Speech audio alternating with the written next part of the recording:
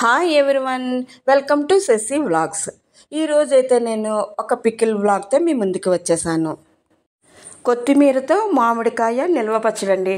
Taste అంటారా, సూపర్గా ఉంటుంది.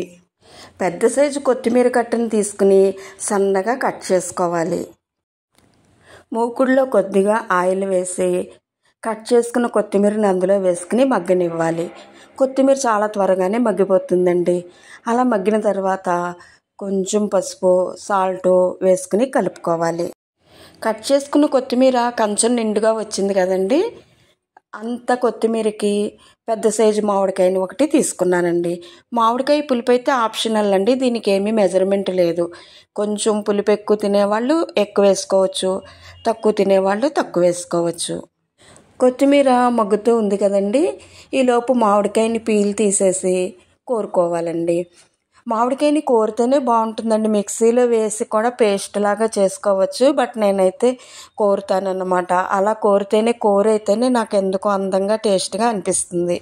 కొత్తిమీర అయితే మగ్గిపోయింది కదండి. ఇలా మగ్గిన తర్వాత పసుపు, కొంచెం సాల్ట్ వేసి పక్కన పెట్టేసుకోవాలి.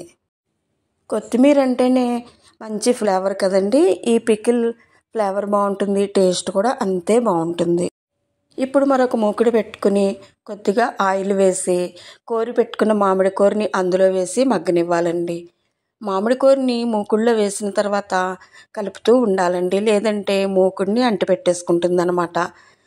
మామిడి కూర కూడా చాలా త్వరగానే మగ్గిపోతుందండి. మూకుడు నుంచి మామిడి కూర అలా సెపరేట్ అయిన తర్వాత ముందుగా మగ్గనిచ్చి పెట్టుకున్న కొత్తిమీరని అందులో వేసి ఒకసారి బాగా కలుపుకోవాలి.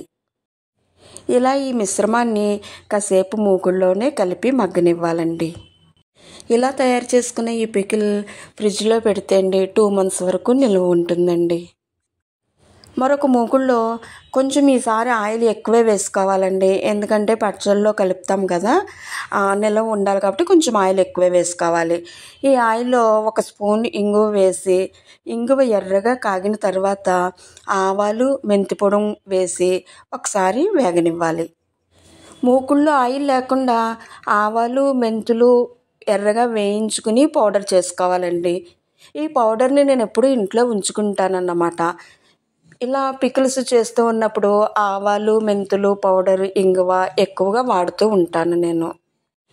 ఆవాలు, మెంతిపొడి కూడా ఎర్రగా అయిన తర్వాత తగినంత కారం, సాల్ట్ వేసుకుని కలుపుకుని ఈ మిశ్రమాన్ని మనం ముందుగా తయారు చేసి పెట్టుకున్న మామిడి కూర, కొత్తిమీరలో వేసి బాగా కలుపుకోవాలి. ఏడాది పాటు నిల్వ ఉండే పికిల్స్ని కొంచెం తక్కువగా పెట్టుకుని ఇలా 1-2 నెలల్లో నిల్వ ఉండే పికిల్స్ని ఎక్కువగా ఇంట్లో పెట్టుకుంటూ ఉంటానండి. అందుకోసమే ఆవాలు, మెంతిపొడి ఎప్పుడూ ఇంట్లో స్టోర్ చేసుకుంటానన్నమాట. కొత్తిమీరలో కారం వేసి కలిపి పక్కన పెట్టుకున్నాం కదండి. ఇప్పుడు గుప్పుడు వెల్లుల్లిపాయలు ఒలుచుకుని కచ్చా పచ్చాగా దంచుకోవాలండి.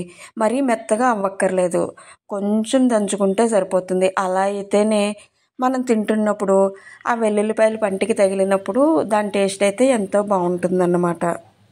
వెల్లుల్లిపాయలు ఎప్పుడు నేను మరీ మెత్తగా పేస్ట్ లాగా చేయనండి, కచ్చా పచ్చాగా దంచుతానన్నమాట.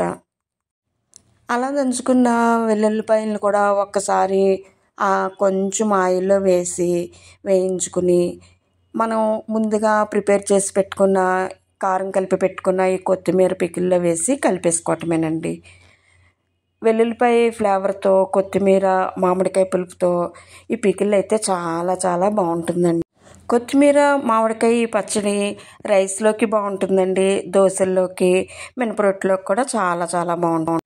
ఒకసారి ట్రై చేసి చూడండి, ఈజీ మేకింగే కదండి. మామిడికాయ సీజన్ కూడా అయిపోయి వస్తుంది కదా, అందుకని ఇప్పుడే మనం ఈ పికిల్ని ప్రిపేర్ చేసి పెట్టుకుంటే 2 months వరకు హాయిగా ఎంజాయ్ చేస్తూ తినచ్చు.